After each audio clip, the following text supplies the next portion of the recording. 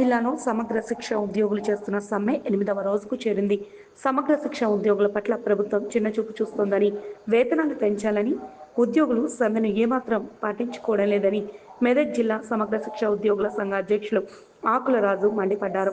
ఉద్యోగుల ఆటపాటలతో సమ్మెలో భాగంగా నిరసన తెలిపినప్పటికీ ప్రభుత్వం చూసి చూడనట్లు వ్యవహరించడం సిగ్గుచేటన్నారు.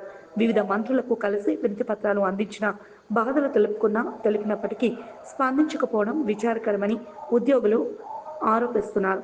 చిన్నపిల్లలను చంటి పిల్లలతో దీక్షలో కూర్చున్నామని, వినూత్న నిరసనతో దీక్షలు ఛాయ్ తయారు చేస్తామని మెదక్ జిల్లా చినశంకరంపేటలో భవిత కేంద్రం గత వారం రోజుల నుండి మూతపడిందన్నారు. వివిధ రకాల మానసిక శారీరక వైకల్యాలతో బాధపడుతున్న 14 ఏళ్లలోపు బాలబాలికలకు ఆటపాటలు నేర్పడానికి ప్రభుత్వం భవిత కేంద్రాలను ఏర్పాటు చేసిన విషయం తెలిసిందే. ప్రస్తుతం ఇక్కడ పనిచేసే సమగ్ర శిక్ష ఉద్యోగులు నిరవధిక సమ్మెలో ఉండడంతో భవిత కేంద్రం తాత్కాలికంగా మూతపడింది. దీంతో ప్రత్యేక అవసరాల పిల్లలు ఇంటి వద్దనే ఉంటున్నారు. విద్యకు సంబంధించిన పనులు ఆగిపోయాయి. దీంతో కస్తూర్బా గాంధీ విద్యాలయంలో టీచర్ల సమ్మె పట్ల మండల విద్యాధికారి పుష్పవేణి కస్తూర్బా గాంధీ విద్యాలయానికి వెళ్లి పాఠాలు బోధిస్తున్నారు. మూతపడి ఉంటుంది. వివిధ రకాల మానసిక శారీరక వైకల్యాలతో బాధపడుతున్న 14 ఏళ్లలోపు బాలబాలికలకు ఆటపాటలు నేర్పడానికి ప్రభుత్వం భవిత కేంద్రాలను ఏర్పాటు చేయగా, ఈ ప్రభుత్వం ఎన్ని రోజుల పాటు ఇతర సిబ్బందిని ఇబ్బంది పెట్టి గురుకుల పాఠశాలలో పని చేయిస్తారో చూద్దామనే పరిస్థితుల్లో మినిమం టైం స్కేల్ ఇచ్చేంత వరకు ఉద్యమం కొనసాగిస్తామని మెదక్ జిల్లా అధ్యక్షుడు రాజు ప్రభుత్వాన్ని హెచ్చరించారు.